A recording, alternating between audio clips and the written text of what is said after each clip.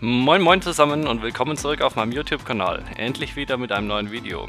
Letzte Woche habe ich ein berufliches Megaprojekt abgeschlossen, das insgesamt 2 Jahre Vorbereitungszeit in Anspruch genommen hat. Der Endspurt in den letzten 4 Wochen hat nochmal vollen Einsatz gefordert, was leider die Zeit für meine laufenden Videoprojekte stark eingeschränkt hat. Ich wollte schon eine Weile eine Zusammenfassung zum Thema Telefonzellenattentat erstellen, da oft dieselben Fragen zu dem Thema aufkommen, zum Beispiel von GTA-Einsteigern oder aus meinem Umfeld oder auch in den Kommentaren unter meinen Videos. Was schauen wir uns heute also an? Für die Einsteiger zunächst natürlich, wieso diese Telefonzellenattentate interessant sind und wie man die Missionen freischaltet. Dann zeige ich, wie man die Attentate startet und was es mit dem Attentatsbonus auf sich hat, bzw. wie man ihn erhält. Wo befinden sich die Telefonzellen in Los Santos und Blaine County, ist die nächste Frage, auf die ich mit einem kurzen Kapitel eingehe. Im Kapitel danach zeige ich, welche Ausrüstung letztlich sein kann und man sich eventuell vorab zulegen sollte. Als nächstes werfen wir einen Blick auf die Übersicht, was es für Attentate gibt und warum man Attentate am besten zu viert spielt, wenn man nicht alleine unterwegs ist. In den letzten Kapiteln befassen wir uns mit Trophäen für die Telefonzellenattentate, außerdem damit verbundenen Auszeichnungen und einem freischaltbaren Waffendesign. Zu guter Letzt gebe ich noch einen Tipp, wie man bestimmte Trophäen jagen geht, bzw. wie man schneller an eine bestimmte Attentatsmission gelangt. Fangen wir also ganz am Anfang an. Wieso sind diese Telefonzellenattentate interessant?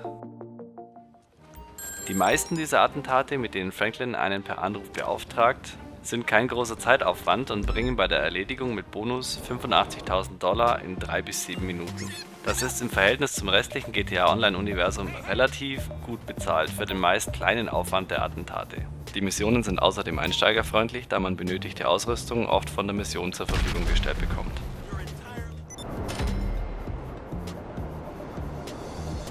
Alle 10 Minuten kann übers Handy ein weiteres Attentat angefordert werden und es gibt eine ziemlich große Auswahl an Missionen. Das heißt, die Attentate selbst sind sehr unterschiedlich und abwechslungsreich. Zum anderen gibt es in der neuen Agentur einige hübsche Trophäen im Regal, welche mit dem erfolgreichen Abschluss der Attentate mit Bonus im Regal auftauchen und das sonst etwas schlicht gehaltene Büro in der Agentur dekorieren. Dann gibt es noch Auszeichnungen innerhalb von GTA Online, die mit dem Abschluss der Attentate zu tun haben, und außerdem kann man sich noch ein Design auf das neue schwere Gewehr freischalten. Es gibt also diverse Gründe, sich mit diesen Attentaten mal auseinanderzusetzen. Wie schaltet man die Telefonzellenattentate frei?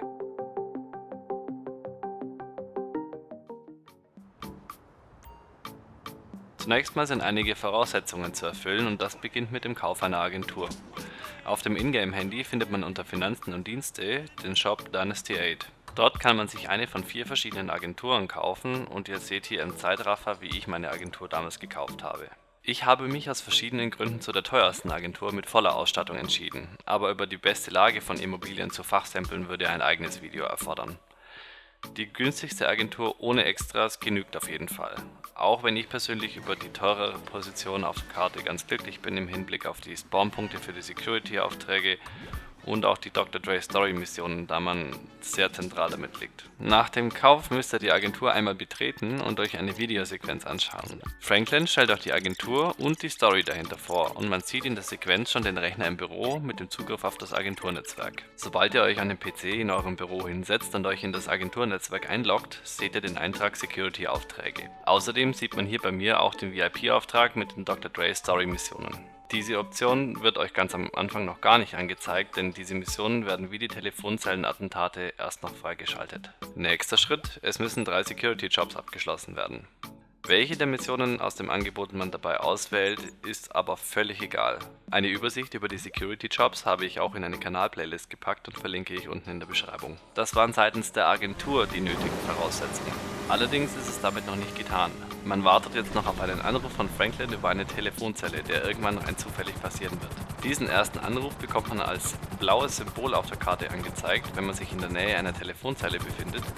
Und man sollte möglichst alles liegen und stehen lassen und diesen Anruf unbedingt annehmen, wenn er endlich kommt.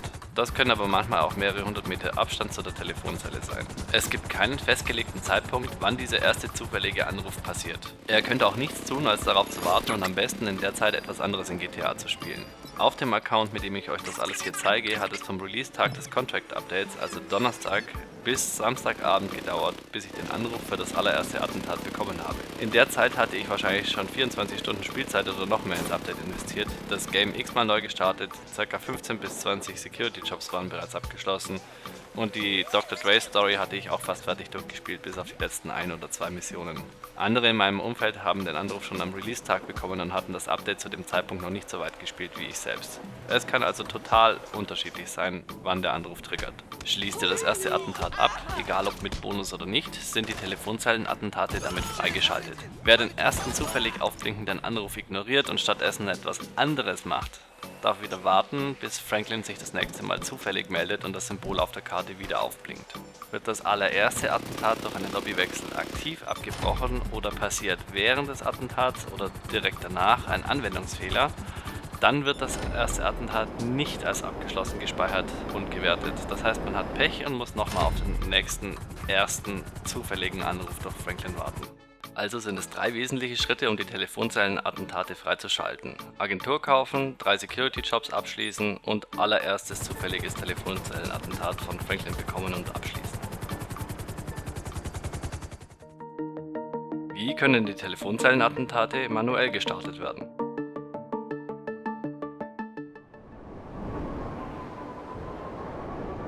Wenn das erste Attentat abgeschlossen und damit die Telefonzellenattentate generell freigeschaltet sind, geht man auf dem Ingame-Handy in die Kontakte und blättert zu Franklin und startet einen Anruf.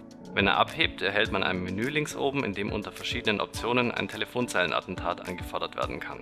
Wählt man die Option, so blinkt die nächstgelegene Telefonzelle als blaues Symbol auf der Karte auf, man fliegt hin und nimmt das Attentat an der Telefonzelle mit der Steuerkreuztaste rechts an. Franklin erzählt die Hintergrundstory zum Attentat, welche man nach kurzer Redezeit mit Drücken der X-Taste überspringen kann, wenn man den Job nicht zum ersten Mal spielt. Man begibt sich zum Missionsziel und erledigt dort in meinem Fall den Mitgründer mit oder ohne Bonus. Achtung! Der Mitschnitt ist aus einer Eventwoche und zeigt nicht den üblichen Payout von $85.000, sondern die Werte mit 1,5-fachen Bonus. Wenn man gerade eben erst ein Attentat beendet hat, muss man 10 Minuten warten, bevor man bei Franklin erneut ein Telefonzellenattentat anfordern kann. Wo befinden sich die Telefonzellen?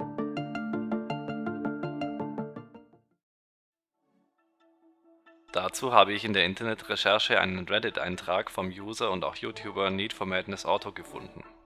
Er hat dort 4 Kartenausschnitte von ganz Los Santos gepostet, auf denen die Orte der Telefonzellen zu sehen sind. Ob die Karte vollständig ist, weiß ich nicht, würde er aber dem Gefühl nach sagen schon. Ich habe sonst keine andere Karte in guter Auflösung gefunden und deshalb zur besseren Orientierung mit Hilfe einer gedownloadeten Karte aus dem Netz die 4 Kartenausschnitte zu einer Karte zusammengepuzzelt, so gut es eben ging. Ich blende jetzt erst alle Ausschnitte für ein paar Sekunden ein und anschließend die große Karte. Pausiert einfach das Video, wenn ihr euch etwas genauer ansehen wollt.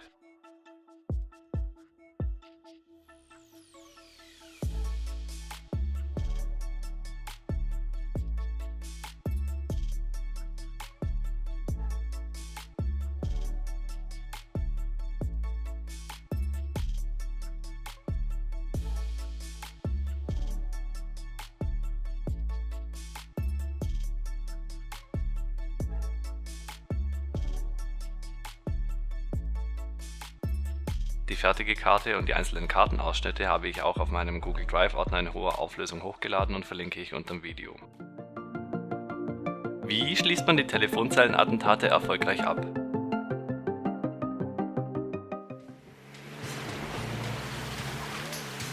Man begibt sich zu dem blauen Telefonzellensymbol, nimmt den Anruf an und bekommt dann die Erklärung, wen man zu erledigen hat und wieso. Etwa 15 Sekunden nach Missionsstart bekommt man dann eine weitere SMS von Franklin mit einer noch genaueren Anweisung, welche auch in Kurzfassung links oben in der Ecke angezeigt wird.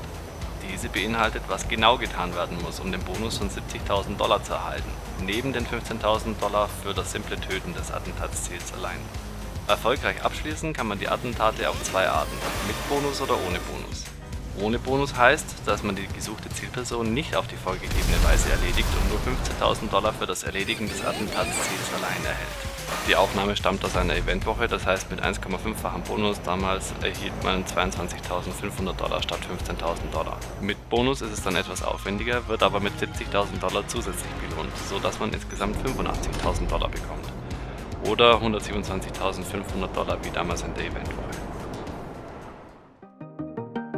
Welche Werkzeuge benötigt man für die Telefonzellenattentate? Grundsätzlich gilt die Empfehlung, mit einem Luftfahrzeug oder anderen flugfähigen Fahrzeugen zu arbeiten, um schnell vorwärts zu kommen. Außerdem erfordern einige Anweisungen für den Attentatsbonus bestimmte Waffen, um die Mission überhaupt erfolgreich abschließen zu können. Manchmal kann man auch einfach extrem Zeit einsparen, wenn man ein bestimmtes Setup an Waffen schon in seinem persönlichen Waffenrad besitzt. Teilweise bekommt man nämlich mittels eines Rucksacks eine Bewaffnung von der Mission gestellt. Allerdings ist diese in jedem weiteren Attentat wieder aufs Neue einzusammeln und somit verschenkt man auf Dauer ziemlich viel Zeit dafür. Außerdem erhält man nicht in jeder Attentatsmission die dafür benötigte Bewaffnung vom Spiel oder hat nicht genügend Zeit, um diese während der Mission noch in einem Waffenladen nachzukaufen. Ein kurzer Einblick in einige Attentate reicht da, denke ich, aus, um sich davon zu überzeugen, dass man sich besser vor dem Beginn der Telefonzellenattentate ein kleines Setup an Waffen vorbereitet. Wer es ausführlicher wissen will, für den habe ich eine Übersicht in einer Tabelle zusammengestellt, die ich hier kurz einblende. Pausiert einfach das Video, wenn ihr etwas genau nachlesen wollt, oder folgt dem Link in der Beschreibung zu meinem Google Drive, auf dem ich die Tabelle als JPEG und als PDF hochgeladen habe. Mein persönliches Setup besteht aus folgenden Waffen. Für die Drive-by-Kills als auch Kopfschüsse verwende ich die Micro-MP und die Automatikpistole mit Schalldämpfer und 36 Schuss im Magazin.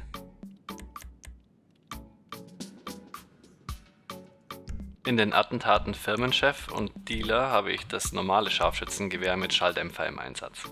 Für das Attentat auf den Mitgründer nehme ich aus Bequemlichkeit gerne das schwere Scharfschützengewehr, aufgerüstet auf die MK2-Variante und Explosivgeschosse im Magazin, mit denen ich den Motorblock in einer Attentatsvariante hochjage. Außerdem habe ich meinen Vorrat an Haftbomben auf die maximale Kapazität von 25 erhöht. Als letztes habe ich noch Stück für Stück einen Vorrat an 25 Molotow-Cocktails angelegt. Die können nicht im Ammunition gekauft, sondern in der Kosatka bzw. im Bunker eingesammelt werden.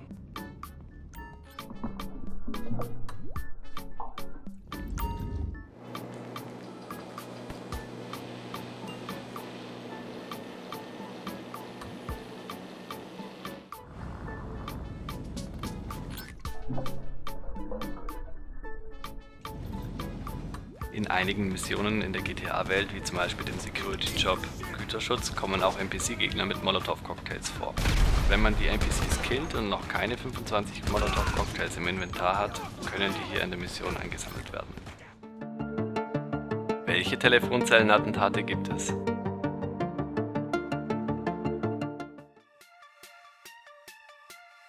In der Tabelle bezüglich der Waffen war es vorhin schon eingeblendet, es gibt insgesamt 8 verschiedene Attentatsziele, für die es jeweils 3 unterschiedliche Anweisungen für den Attentatsbonus gibt. Außerdem spawnen die Attentate in der Regel auch noch an 3 verschiedenen Punkten auf der Karte. 6 von den 8 Attentatszielen können triggern, wenn man Solo spielt, das heißt, solange man alleine als einfacher Spieler oder mit angemeldeten CEO oder MC-Modus den Anruf bei Franklin startet und das Attentat spielt. Erst wenn man eine Organisation gründet, egal ob CEO oder MC, und weitere Mitspieler in die Organisation einlädt, bevor man den Anruf bei Franklin tätigt, sind die beiden anderen Attentatsziele verfügbar. Diese können dann als zusätzliche 2 zu den anderen 6 Stück vom Zufallsgenerator für euer nächstes Attentat getriggert werden. Das heißt, die Attentatsziele Dealer und Auftragskiller kann man überhaupt gar nicht bekommen, solange man Solo spielt. Wenn man an den Punkt gelangt, dass man den Trophäen für die Attentate in der Agentur nachjagt, wird das dann interessant, da man die Attentatsziele dafür auch einmal mit Bonus erledigen muss. Wer das tut, sollte sich am besten mit 3 anderen Spielern zusammentun, denn erst für 4 gemeinsame Spieler in einer Organisation sind nach jetziger Erfahrung alle 3 Varianten bei beiden Koop-Attentaten mit Attentatsbonus machbar. Zum Thema Trophäen komme ich allerdings später nochmal, zeige jetzt aber, warum man zu zweit beispielsweise nicht alle Koop-Varianten schaffen kann. Wir schauen uns einen Ausschnitt von den Dealern an, wo wir die mitten in der Stadt mit einem Gewehr mit Zielfernrohr gleichzeitig ausschalten mussten. Das Dealer-Attentat sieht übrigens immer gleich aus. Es sind für alle 3 Varianten dieselben 3 Spawnpunkte mit identischen Stehpositionen der NPCs. Man muss bloß jeweils verschiedene Waffen verwenden, um die Gegner auszuschalten. Für die Variante Gewehr mit Zielfernrohr sind wir zu dritt losgezogen und von der Autobahn aus und das Autobahnkreuz gefahren. Nähert man sich den NPCs zu weit an, schlagen die Alarm, was den Attentatsbonus quasi unmöglich macht, wenn die loslaufen.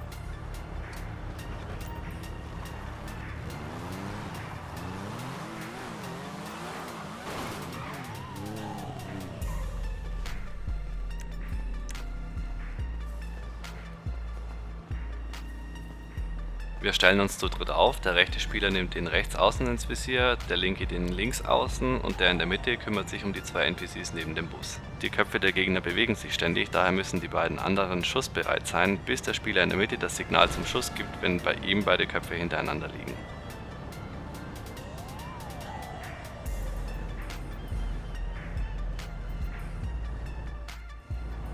Nach einem gleichzeitigen Schuss aller Mitspieler ist die Mission abgeschlossen. Am Vespucci Beach sieht das genauso aus. Man erkennt gleich das Grundproblem des Dealer-Attentats. Die Gegner sind an allen Spawnpunkten der Mission so aufgestellt, dass man jeweils nur einen Double-Headshot machen kann und die anderen beiden NPCs so versetzt zueinander stehen, dass man deren Köpfe nicht in eine einzige Schusslinie bekommt. Außerdem ist die nötige Distanz zu den NPCs einzuhalten, was es zum Beispiel bei der Variante mit den schallgedämpften Pistolen unmöglich macht, einen Double Headshot auszuführen. Ich habe keine Pistole gefunden, die schallgedämpft stark genug ist, mit einem Projektil beide Köpfe auf einmal zu durchschlagen. Wir hatten daher auch versucht, die 4 NPCs stattdessen einfach kurz nacheinander zu killen, wie hier in Sandy Shores, als wir zu dritt gespielt haben. In der Zeitlupe erkennt man, sobald der erste NPC umfällt, wird die Meldung vom fehlgeschlagenen Bonus angezeigt. Daher ist bei der Variante mit den schallgedämpften Pistolen pro NPC-Gegner nach bisherigem Stand ein Mitspieler nötig. Das heißt, zu 4 spielen, während man die anderen Varianten der Dealer zu 2 oder zu 3 schaffen kann. So erklären sich die Werte in der Tabelle von vorhin. Ich gehe jetzt nicht noch mehr auf die einzelnen Attentate ein, sondern verweise an der Stelle auf meine Kanalplaylist mit den aktuellsten 8 Videos über die jeweiligen Attentate und ihren Varianten. Ihr findet hinter den Videos immer eine Versionsnummer und die höchste Versionsnummer ist immer der neueste Stand. Die Videos mit kleineren Versionsnummern enthalten entweder noch nicht alle 3 verschiedenen Bonusanweisungen, welche man bei dem Attentatsziel bekommen kann, oder sind aus anderen Gründen nicht mehr aktuell. Mit Hilfe der Videokapitel könnt ihr euch eine ganz bestimmte Variante ansehen oder euch einen Überblick über alle technisch möglichen Varianten für das jeweilige Attentatsziel verschaffen. Welche Trophäen und Auszeichnungen erhält man für die Telefonzellenattentate? Das Thema ist dreigeteilt. Es gibt Trophäen in der Agentur, Auszeichnungen innerhalb von GTA Online und außerdem kann man noch ein Waffendesign freischalten. Fangen wir bei den Trophäen im Agenturbüro an. Dort gibt es einen Schrank hinter dem Schreibtisch, in dem alle Trophäen für die Telefonzellenattentate zu sehen sind. Genauer gesagt steht für jedes Attentatsziel, das einmal erfolgreich mit Attentatsbonus bestanden wurde, eine Trophäe im Regal. Es genügt also ein einziges Mal, jedes der 8 Attentatsziele in einer einzigen der 3 möglichen Varianten mit Bonus zu schaffen, um die Trophäe ins Regal zu bekommen. Es spielt dabei keine Rolle, ob ihr das Attentat selbst startet oder bei jemand anderem mithelft. Hier die Übersicht über die Trophäen. Ganz oben befindet sich links eine Merryweather-Kappe, welche man für die Dealer bekommt. Rechts daneben liegt ein gelber Bauhelm für den Firmenchef. In der zweiten Regalreihe liegen 3 Gegenstände. Links ein Golfball mit T für die Richterin. In der Mitte ein Laptop mit Einschusslöchern für die Internetrolle. Rechts finden wir eine Haftbombe, die man für den Abschluss des Mitgründerattentats bekommt. In der dritten Regalreihe steht links ein Taximodellauto für den Tech-Unternehmer. Auf der rechten Seite steht das blaue Modellauto für das Popstar-Attentat.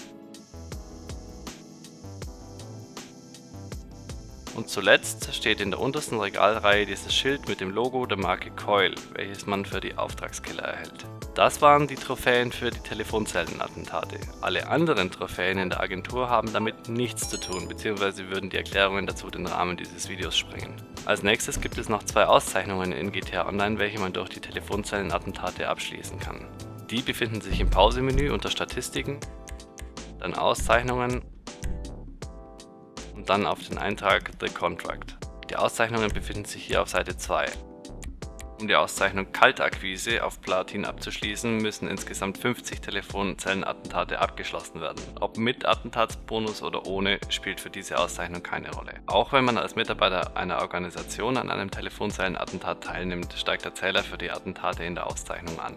Die Auszeichnung Auftragskiller erhält man, wenn man alle 8 Attentatsziele einmal mit Attentatsbonus abgeschlossen hat, also quasi wenn man die letzte Trophäe im Regal erhält. Auch hier spielt es wieder keine Rolle, ob man die Attentate selbst startet oder woanders mithilft, wie bei den Trophäen selbst auch.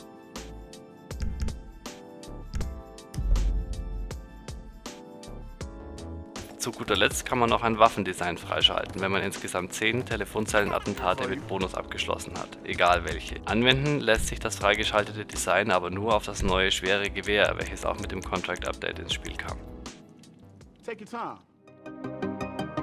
Wie bekommt man ein bestimmtes Attentatsziel oder eine ihrer Varianten? Zum Beispiel für eine bestimmte Trophäe oder aus irgendwelchen anderen Gründen. Wenn man ein Attentat bei Franklin anfordert, spawnt einem der Zufallsgenerator eine von allen verfügbaren Missionen, je nachdem ob man alleine oder mit Mitspielern in der Organisation spielt. Also bleibt einem nichts anderes, als immer wieder erneut ein Attentat anzufordern und auf die richtige Mission zu hoffen. Solange man das Attentat nicht zu Ende spielt, kann man vorher die Mission abbrechen und auf einem der üblichen Wege die Sitzung verlassen. Das heißt, zuerst noch den Spawnpunkt im Interaktionsmenü auf letzter Ort umstellen und anschließend über das Pause-Menü die Sitzung verlassen. Entweder Freunden beitreten, Crewmitgliedern beitreten, eine neue öffentliche Sitzung finden oder GTA Online verlassen. Ist man im Rockstar Social Club eingeloggt, kann man auch in den Creator wechseln. Ich zeige mal den Creator, da der angenehm kurze Ladezeiten hat. Im Creator angekommen stehen wieder über das Pause-Menü die bekannten Funktionen zur Verfügung, zum Beispiel das Freunde-Menü, um jemandem direkt beizutreten. Im Online-Menü kann man einer zufälligen Sitzung mit Freunden oder Crewmitgliedern beitreten. Unter der Option GTA Online spielen verbergen sich die Optionen, einen bestimmten Sitzungstyp zu laden. Mit Klick auf Los lädt eine öffentliche Sitzung mit bis zu 30 Spielern. Die Optionen darunter laden verschiedene private Sitzungen. Ich wähle mal die Freundesitzung und spawne in der neuen Lobby wieder an derselben Stelle auf der Karte. Jetzt geht das Spiel wieder von vorne los. Franklin anrufen und wieder abbrechen, und zwar so lange, bis man die gewünschte Mission zufällig getriggert bekommt. Bei diesem ganzen Prozess ist es also theoretisch so ein bisschen wie mit dem Glücksrad im Casino. Es gibt verschiedene Attentate und jedes Anrufen und Abbrechen ist quasi einmal am Rad drehen. Mehr kann man eigentlich auch nicht tun, um eine bestimmte Mission zu triggern. Solo bekommt man eines von 6 Attentatszielen, mit anderen gemeinsam zusätzlich noch die beiden anderen Koop-Attentate. Mir ist zwar aufgefallen, dass man vermehrt Missionen triggert, deren Schauplätze im Norden liegen, wenn man sich auch im Norden der Karte aufhält. Ich kann aber nach mehreren 100 Startversuchen definitiv nicht behaupten, dass irgendwelche Attentatsziele an bestimmten Telefonzellen oder in bestimmten Gebieten öfter vorkommen als woanders. Die Telefonzelle, welche ich hier im Video verwende, hat mir allerdings auch schon das Firmenchef-Attentat ganz im Norden in Paleto getriggert. Wie man im Video sieht, kann es auch mehrfach hintereinander passieren, dass dasselbe Attentat getriggert wird. Manchmal passiert ein Wechsel des Standortes oder der Bonusanweisung, aber manchmal kommt auch wirklich dieselbe Mission wieder. Bis irgendwann ein Wechsel passiert auf ein anderes Attentatsziel, wie man hier jetzt sieht mit dem Mitgründer. Okay, das war's von meiner Seite. Ich hoffe, ich habe zum Thema Telefonzellenattentate nichts Wichtiges vergessen. Schreibt mir gerne in die Kommentare, ob ich euch mit dieser Übersicht zum Thema helfen oder offene Fragen beantworten konnte. Vielen Dank nochmal an meine Mithelfer im Hintergrund, die immer wieder ein kritisches Auge auf meine Entwürfe haben. Danke fürs Zusehen und bis zum nächsten Video. Ciao, ciao!